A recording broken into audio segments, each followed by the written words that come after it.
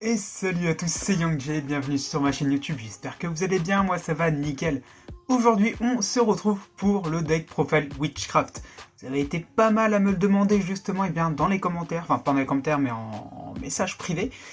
Vous m'avez demandé justement une petite decklist qui pourrait éventuellement donner quelques bons résultats et bien du coup j'ai réussi à vous trouver ça. Bien évidemment avec l'aide de Thibaut qui, vous connaissez Thibaut hein, forcément maintenant, lui et ses decks c'est toujours quelque chose de très extravagant on va dire. Et pour le coup il nous a sorti une decklist très sympa. Je vous fais pas plus attendre, c'est parti. Alors pour le deck, je joue 40. Il n'y a pas beaucoup de monstres parce que une fois que vous êtes placé, il n'y a pas besoin. Plus fort. D'accord. Alors, une Madame Vert, x1, une fois qu'elle est sur le terrain, c'est un enfer à vivre. Hein, elle négate les effets, elle change les attaques, enfin, c'est un bordel.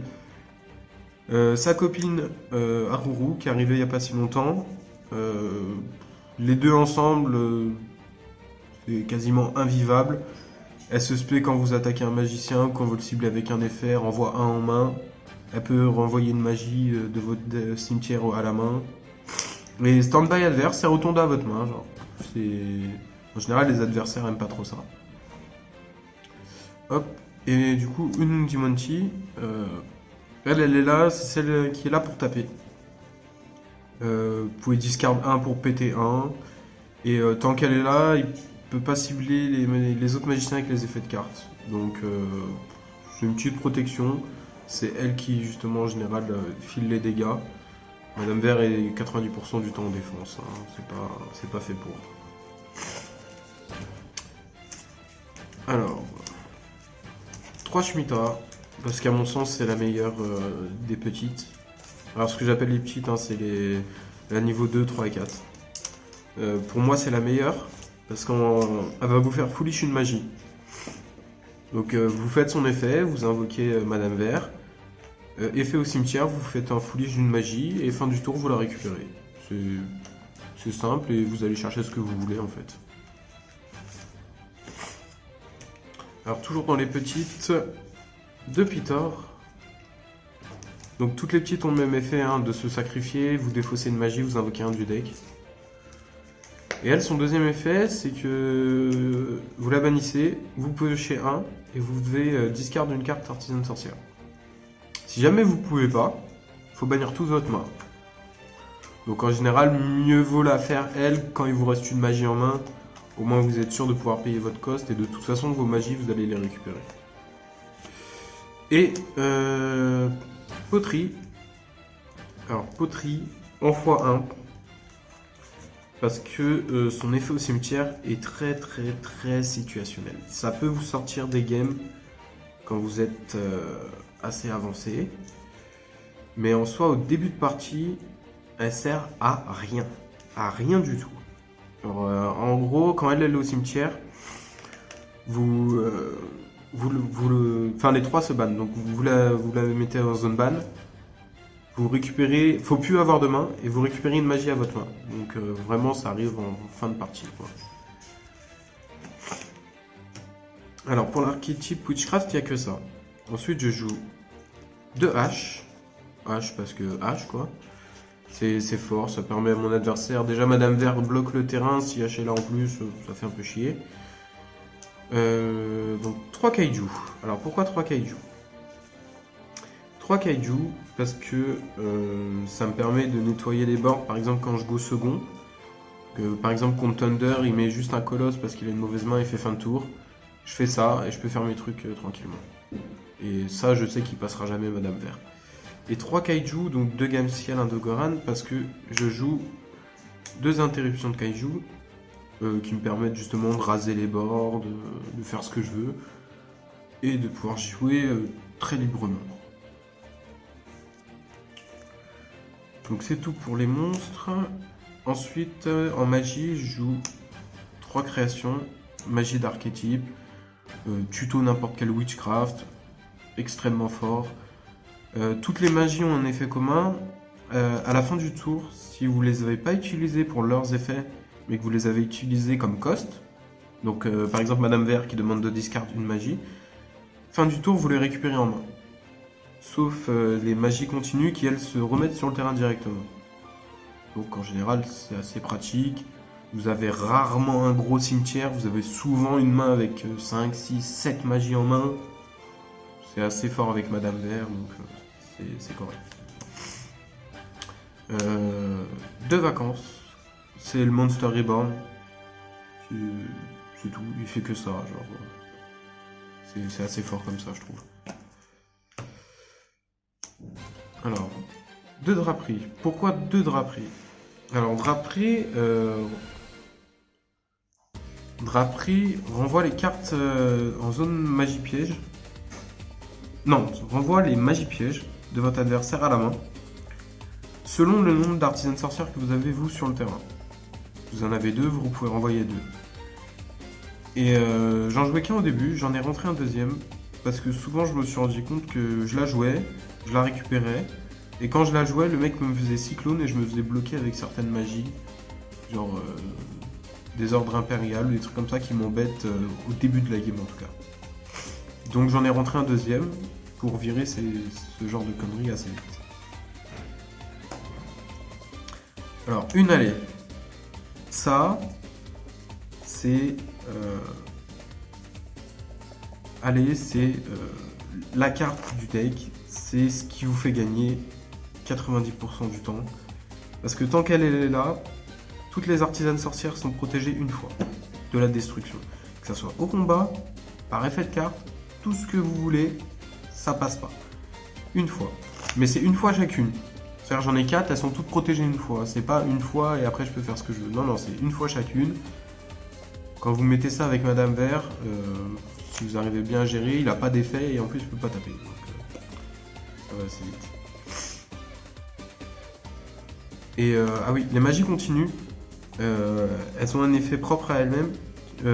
Au lieu de payer les costs avec des cartes magiques de vos mains, vous pouvez payer avec elles qui sont sur le terrain. Ce qui est pas mal, ça veut dire que si vous avez 0 en main, vous pouvez payer, vous avez quand même une activation d'effet possible. Deuxième magie continue, parchemin. Alors pareil, il permet de jouer du terrain. Et lui par contre il protège rien du tout, c'est juste quand vous allez détruire un monstre au combat avec un monstre magicien, vous allez piocher 1. C'est pour ça qu'il est juste là en x1, c'est parce que c'est une petite draw qui va aider. Mais souvent, moi je m'en sers pour payer les costs plutôt. C'est plus rentable, je trouve. Alors, le cancer du deck. Non, mais il y en a 3. Le cancer du deck. 2 villages, parce que c'est que des magiciens.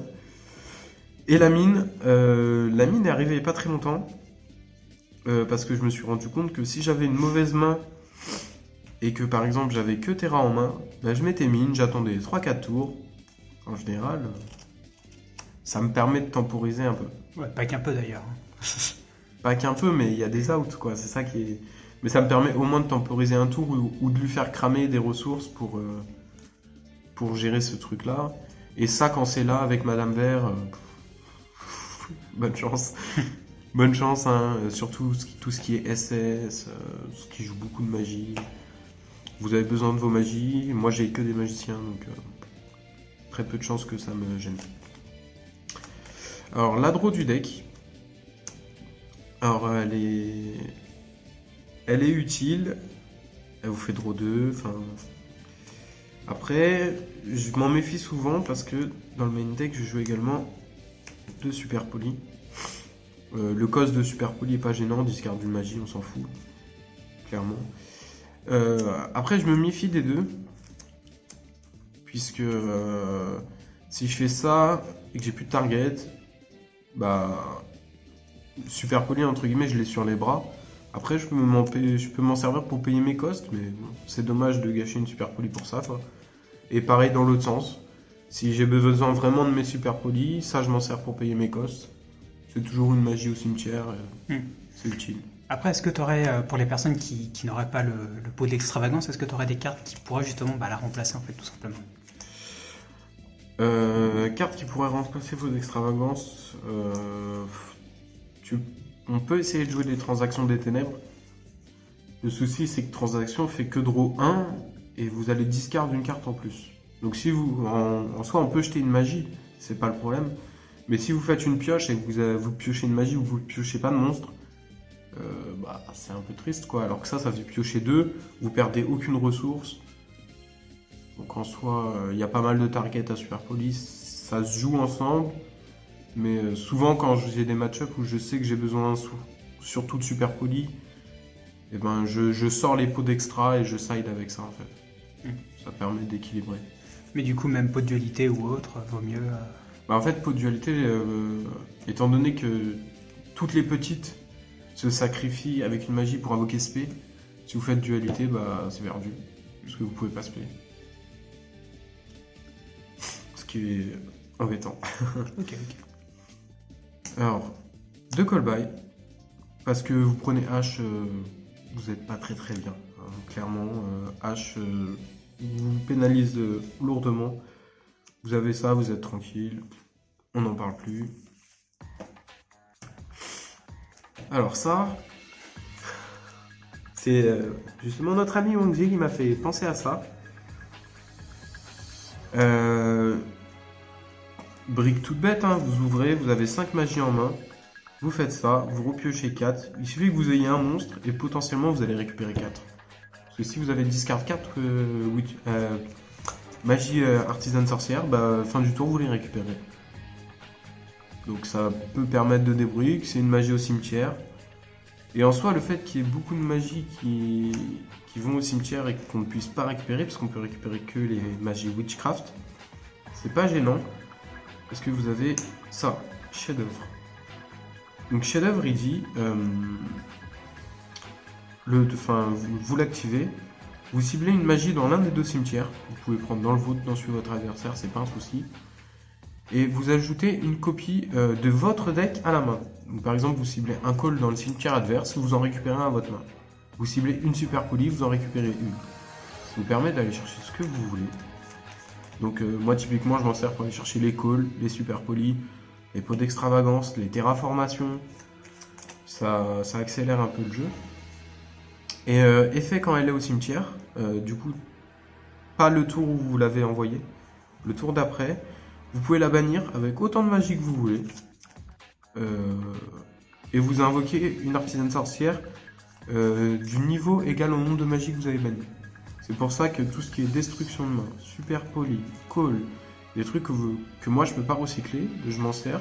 Et par exemple, si j'arrive pas à avoir Madame Vert assez vite, j'attends d'avoir 7 magies au cimetière, 7 ou 8, je sais plus. Vous faites ça, vous invoquez Madame Vert directement. Ça permet de recycler les magies qui sont pas jouables au cimetière en fait. Et x1 parce que trop bricky.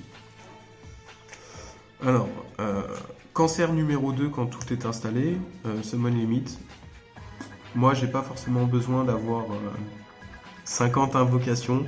Une fois que Madame Vert est posée avec l'allée par exemple et le village, je mets ça. Mon adversaire est un petit peu embêté. Dans le sens où il peut pas utiliser de magie, je vais pouvoir négater un effet de monstre, je suis protégé, lui il peut faire que 2 summons. Ça commence à faire beaucoup dans le deck. Hein, ouais, ça sent mauvais pour l'adversaire en général quand tu arrives à poser ton board tranquillement. Quoi. En général, ouais, quand j'arrive à m'installer vraiment, ça sent pas bon, sachant que ma dernière carte de main c'est ça. Vraiment, si je suis installé et que j'ai tout ça, il a pas de magie. Enfin, il peut pas activer de magie. Les effets de piège tous les effets de piège sont annulés sur le terrain. Il a pas d'effet de monstre. Moi je suis protégé et potentiellement j'ai Golem Aruru en main. Ça commence à faire beaucoup. Hein. Beaucoup de gens, quand ils voient le village et ça, ils se coupent parce que ça devient vite ingérable. En termes de comment je fais pour enlever le village, comment je fais pour enlever ça, comment je fais pour enlever Madame Vert, sachant qu'elle est protégée. Enfin, ça fait beaucoup de choses à gérer et en général c'est pas possible. Mais généralement, du coup, quand tes adversaires vont se couper, qu'est-ce qu'ils vont side généralement contre toi en fait? Qu'est-ce qui pourrait faire mal au deck? Compulse. Je sais que Compulse m'embête beaucoup dans le sens où si je mets Madame Vert, par exemple je joue au second parce qu'il veut go au premier, il fait Compulse sur Madame Vert, je me retrouve un peu bête parce que je peux pas recycler mes magies. Et au final, par exemple, si j'ai posé village, bah je peux plus jouer de magie, tout simplement. Des cartes comme ça, ou Infini me gêne un peu, du moment que j'ai pas ça. Infini me gêne parce qu'il négate les effets, mais en soi, après, Madame Vert a 2008, donc si elle est toute seule en défense, ça devrait aller. Mais en side, je crains pas Nibiru, je crains pas forcément Lancea, je crains pas les cyclones et tout ça parce que j'ai le village. Enfin, c'est vraiment des outs qui ne ciblent pas, qui renvoient dans le deck, qui renvoient dans la main, qui peuvent m'embêter. Ok. Du coup, on va passer à l'extra deck.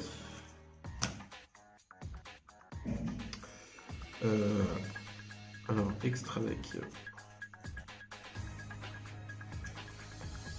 Alors, je joue un colosse. Une fois qu'il a fini de faire sa mitraillette avec le dragon du tonnerre, il lui en reste forcément un. Potentiellement, il va le norme. Au moins, c'est pour super poli. Infusion venin. Infusion venin, ça cible tout, Orcrust, Thunder, héros, enfin tout du moment qui laisse de ténèbres, ça passe tout seul. Alors ça c'est le même style, sauf c'est pour 3 ténèbres, ça dépend ce que j'ai à gérer en face en fait. 2 cibles ou 3 cibles, ça dépend vraiment de ce que j'ai envie. Ça négate les invocations de l'extra, c'est assez marrant. Du coup le petit frère Dragos Tapelia. J'ai vu ça, c'est surtout pour Thunder, des gens qui finissent sur par exemple un colosse et un duo dragon, ou un titan et un duo dragon. Enfin, au moins je peux virer le tout. Et je sais que je prends pas de mitraillette. Justement la mitraillette. Alors ça c'est pareil, c'est pour gérer les 3 dragons du tonnerre. Juste avant qu'il commence à vous enchaîner, vous faites super poli, on n'en parle plus, il peut plus rien faire. Derrière, vous faites votre board, faites Madame Vert, faites tout ce que vous voulez. Lui derrière, comment il gère ça, je veux pas savoir. Je t'avoue que c'est vrai que là, pour le coup, si t'as pas ce qu'il faut pour contrer l'effet de titan, ça fait mal. Hein, parce que regarde, t'as l'effet de matrice qui le. Bah en fait, ouais, la première mitraillette passera pas s'il y a l'allée. Ouais, mais imaginons que ça passe. Tu vois, dans le cas où ça passe, si tu te prends l'effet de matrice qui déjà l'augmente, qui le buff de 500, t'as son effet qui va s'activer, donc du coup tu vas pouvoir Tu vas une carte péter sur le un, terrain. s'il y a allée, ça va la protéger. Et du coup, faut que tu Si, remitrailles derrière. Ouais, mais si t'as du coup un dragon du tonnerre, enfin C'est ça, ouais. l'original C'est le derrière, tu problème. vas pouvoir. C'est le problème, c'est pour ça que Ouais. j'ai ça, c'est comme ça. Ouais. Je me libère de ça. Puis si tu tombes contre un Thunder Dragon, tu vas pouvoir chaîner également l'effet, et puis bah voilà, donc tu seras tranquille. Adoration, Hérovision, target héros, ça cible que 2 héros. C'est juste pour ça. En général, personne s'attend à ce que j'ai justement, comme je joue des magiciens, tout ça. Personne s'attend à ce que j'ai une target héros. Parce qu'il y a beaucoup de fusions héros qui demandent changement de masque, ou qui demandent un héros machin, un héros truc. Lui il demande juste 2 héros. Je sais qu'il y en a qui jouent Trinity. Moi je préfère jouer lui parce que je suis plus souvent tombé sur des boards qui finissent avec Plasma et par exemple Darklo que des boards à 3 monstres vraiment installés et tout ça. Et en général ils font Plasma, Darklo, t'as pas d'effet, tout est banni. C'est compliqué. Là je vide les deux et ça repart. Target Salah parce que Salah est toujours là. Target zombie, parce que contre mon zombie, j'ai beaucoup de mal. Dans le sens où il me met tout mon zombie, j'ai plus de magie. C'est clair, au moins je fais ça. Certes, j'ai toujours pas de magie, mais je récupère un monstre. Tu tombes régulièrement sur des decks zombies quand tu joues? Ça m'est arrivé 2-3 fois, et si je l'avais pas lui en fait, c'est limite game lost quoi. Donc aujourd'hui, le deck zombie est quand même encore pas mal joué quoi. Il est joué surtout avec les versions récentes qui sont sorties, genre un danger zombie, où on a vu certaines decklists qui sortaient des trucs complètement absurdes, des boards avec full Linkat, ou des boards avec du coup avec la nouvelle boss generator Ella, qui vous permettait de sacrifier à volonté le boss, de refaire revenir, de changer les boards, enfin ça fait des trucs absurdes. Et du coup maintenant je mets ça, au moins il fait par exemple l'effet du boss, super poli, on n'en parle plus, ça vide tout, c'est impeccable. Alors tout le reste après, c'est un truc spécial, propre à moi. Alors, on a fini avec les fusions de toute façon. C'est 5 Link et une X6. Alors, c'est X6 Stalio. Alors, Link Loup du Soleil. Link LP. Shizuku. Kagari. Et Ayate. Alors, pourquoi elles sont là? Tout ça. Parce que tout bêtement, en side, je joue 3 faucheuses. Actuellement, les gens ne s'attendent plus à ça. Vous jouez contre SS par exemple, il fait stand-by, main, il fait son tour. End-phase, vous faites faucheuse sur Shizuku, bah, il est un peu dégoûté. Tour d'après, vous faites faucheuse sur Ayate. Il commence à s'énerver un petit peu, sachant que par exemple, il a déjà cramé sa Kagari. Bon, en général, il est pas content. Ça, c'est contre les. Le LP, c'est contre les Dragon Link et tout ce qui s'ensuit. Enfin, ça les gêne. Et ça, c'est contre ça là. Il a pas ça, il a pas de recyclage. Il a pas ça, il a pas de spé du deck. Il peut pas renvoyer. Il peut pas renvoyer de cartes dans mon deck. Enfin, c'est là pour faire chier le monde, hein, comme tout le deck. Du coup, en side, les 3 faucheuses. 3 cimetières silencieux. C'est extrêmement fort. Ça gère Orcus, ça gère plein de choses. Le cost, défausser une carte, comme d'habitude, on s'en fout. Vous jetez une magie et puis on en parle pas. Ça fait pas d'effet, c'est tout. Dans la lignée des trucs qui font chier, 3 sauts maudits de la magie interdite. C'est pareil, défausser une magie quand votre adversaire active une magie. Vous défaussez une magie. La carte qu'il a utilisée, vous annulez l'effet, vous la détruisez et peut plus la jouer jusqu'à la fin du duel. Typiquement sur SS, je me suis déjà retrouvé contre un SS où je fais ça sur Engage. Bah, il se retrouve comme un con parce qu'il a 3 cartes mortes en gros dans son deck et il peut rien en faire. Il peut absolument rien en faire. Elles vont rester en main ou il va payer ses costs avec de Twin par exemple, mais il peut rien en faire. Alors, main gauche, main droite. Parce que c'est tout simplement fort. Hein. J'ai déjà joué la main gauche où je go second. J'ai activé ma main gauche. J'ai voulu spé Madame Vert.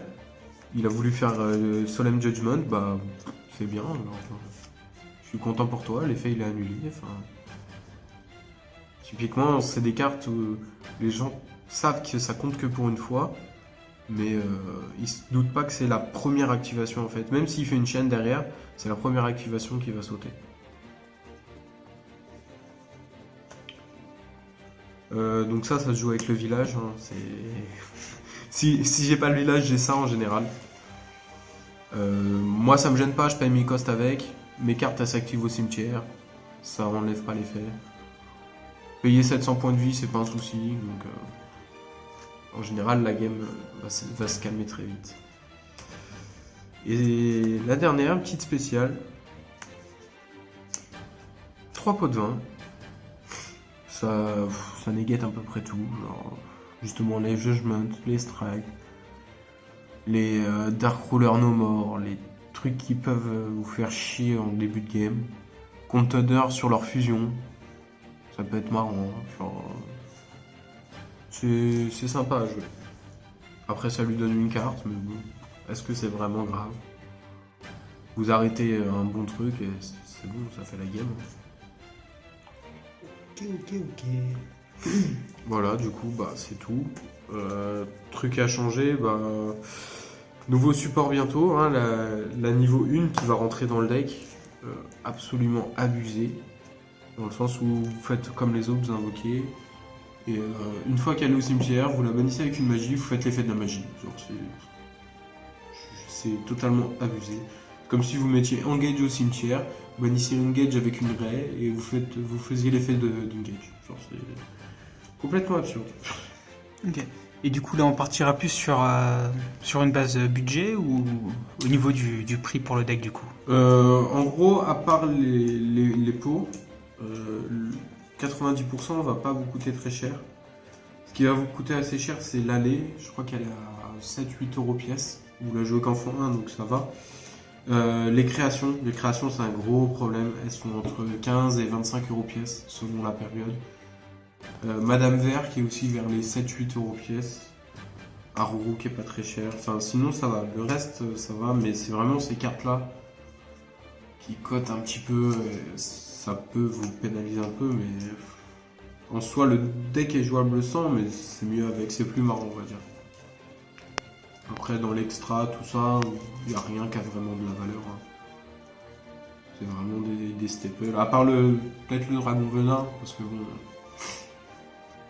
c'est une carte qui est assez recherchée. Mais sinon, le reste, ça va pas coûter. On va dire, allez, pour ça, entre 4, allez, entre 50 et 100 euros, vous avez tout le deck. Sans les cartes les plus chères, sans les créations, sans tout ça. Donc on va dire, allez, on va augmenter un petit peu, on va dire, allez, gros max 120, quoi, au cas où. Ouais, 120 sans création ni les pots. Hmm. Parce que Madame Vert, vous pourrez l'obtenir. Mais sans les créations ni les pots, ouais, 120 à peu près. D'accord. Avec, faut rajouter bien 100 euros. Ouais. Donc du coup, en comptant le main deck, l'extra et le side? Ou seulement le main et l'extra? Main extra side, mais comme d'hab, hein, sans création. 120 euros, vous pouvez avoir le tout. Ouais.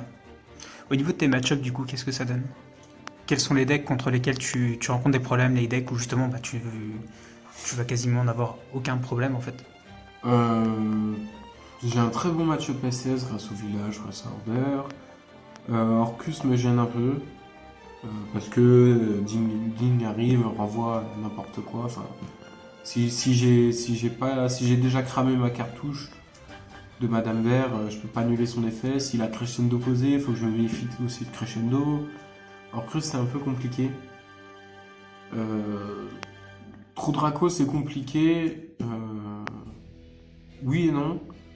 Dans le sens où le seul match-up que j'ai fait de Trou Draco, la première game elle a duré 36 minutes. Hein, clairement, ça a duré 36 minutes.